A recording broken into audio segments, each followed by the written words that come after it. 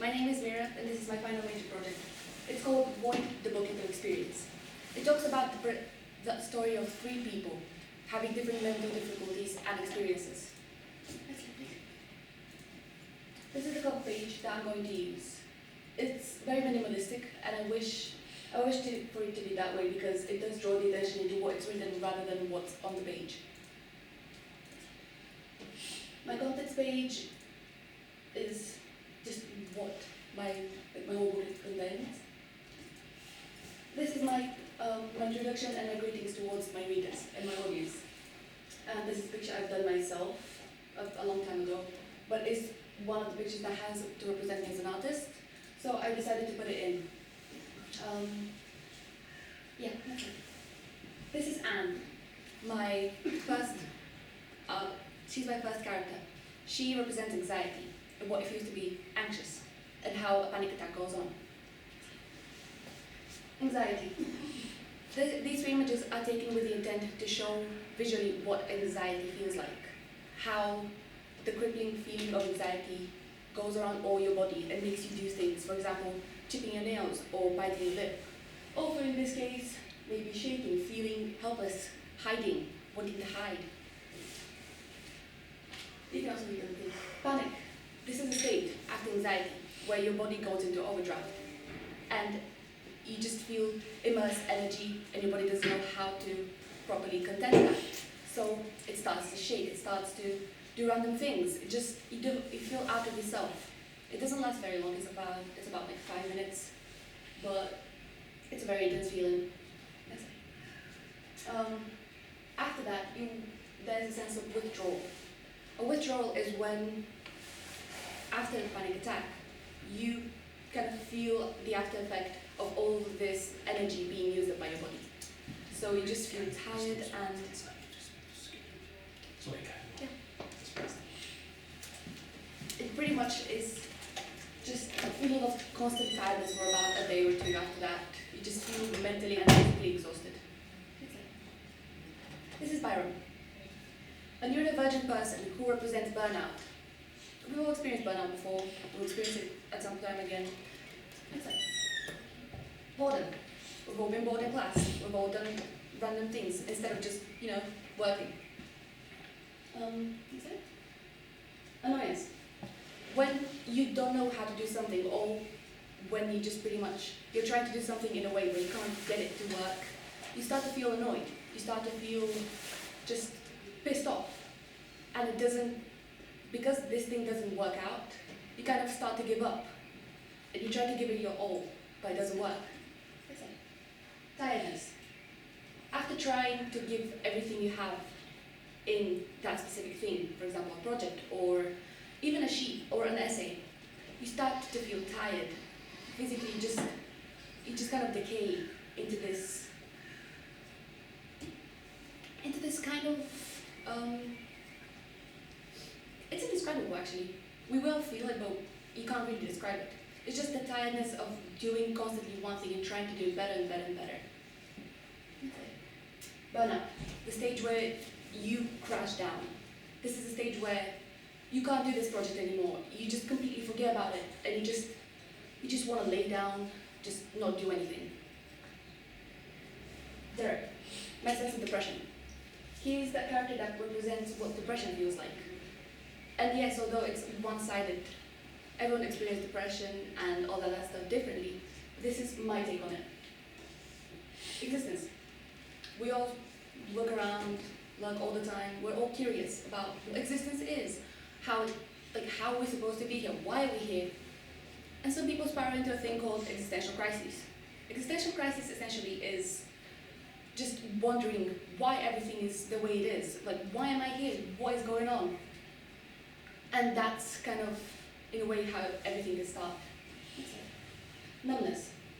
A lot of people with depression do feel this sense of emotional numbness and tiredness and wanting to just not exist and just feeling numb. People's emotions are kind of, you see how most people have these extremely vibrant emotions, very expressive. Everyone laughs, everyone smiles. When you experience this type of numbness, you start to laugh not as frequently. You start to become more what we call dead inside, pretty much. joy. Sadness can be from a loss of someone. It can be from just experiencing a bad thing. Everyone experiences sadness. We cry, we laugh, we experience all emotions. Depression. I wanted to represent specifically this feeling through having silhouettes, because when you're in a depressive episode, you don't feel like yourself. You're pretty much becoming a shallow hole. You become a shallow shell of yourself. You're not yourself, but someone shallow. And yeah, like this is the sense where everything starts to clear up. Well, doesn't matter how long your depressive episode goes, there is a point where light comes in.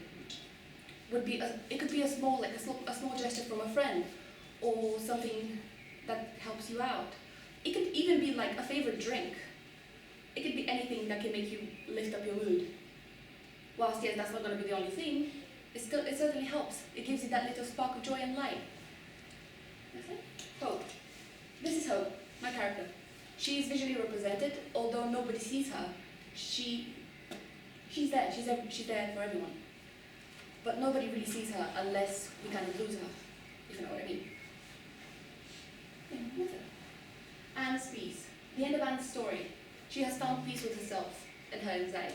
She's learned how to manage her anxiety and not self-inflict any harm on herself. And she's learned to, for example, do datelines and stuff like that.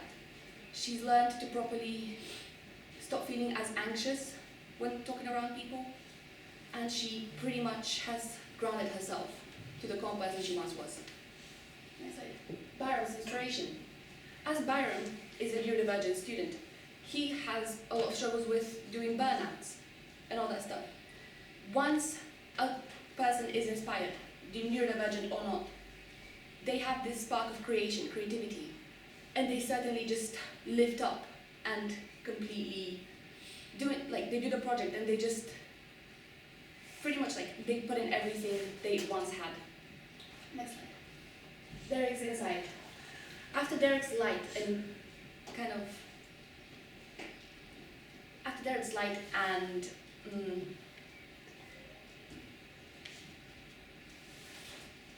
inspiration, in a way, he has seen a new side of life, a new side of existence. His insight is how everything can, whilst being negative, it can also have extremely positive insight on it as well. So his insight is to see kind of how, whilst there's a dark side here, there's also a light side, a sky. He can look up instead of looking down. And when he looks up, he sees future. He doesn't see darkness, he sees future.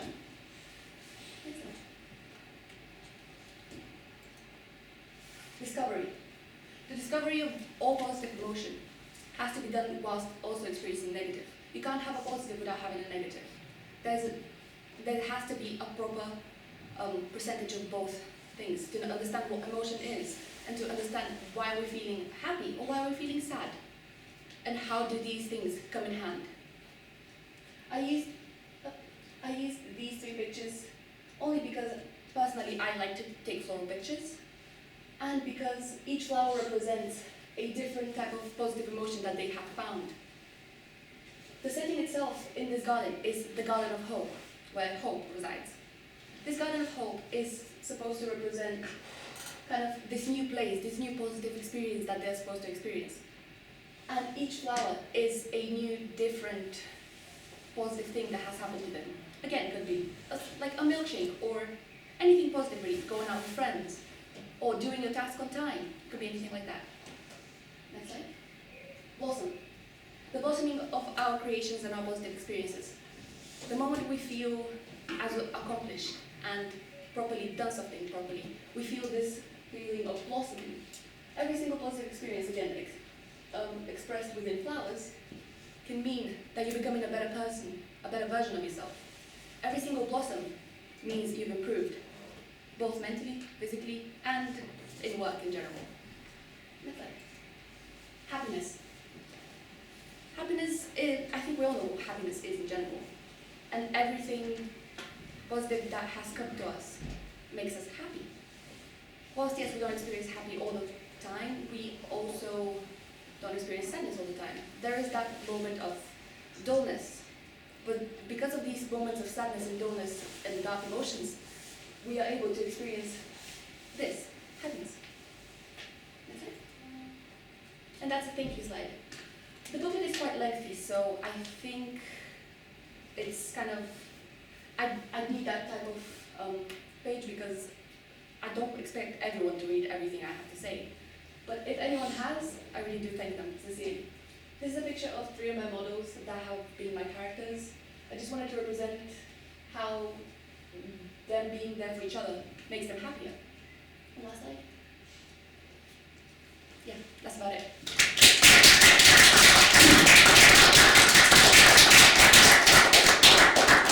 Yeah, well done, Mira. Any questions? Yes. What made you think of that idea to put into pictures? I've always wanted to do something to do with mental health. I've tried to do it in my earlier project, but it didn't quite work out.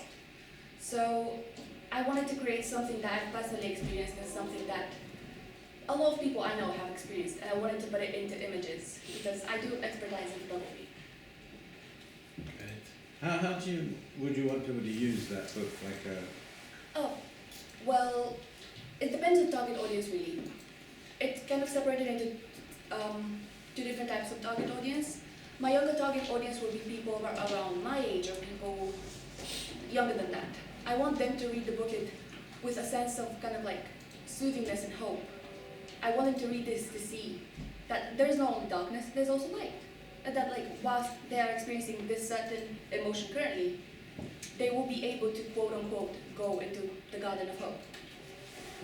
Right, anybody else? Any comments as well? Because we haven't got feedback sheets, so some feedback would be useful. What do we think?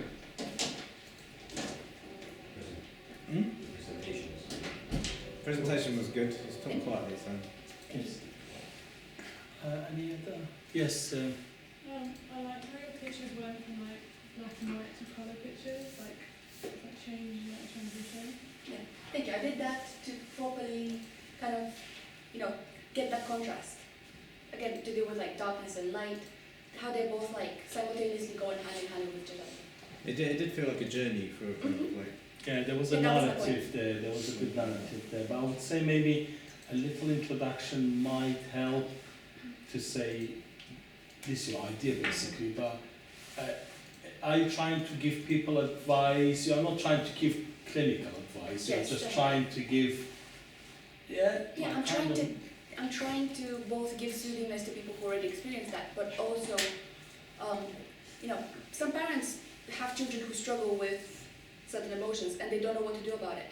So I want this to be kind of like, not specifically advisory, but to give them kind of like a sense of what their child might be feeling.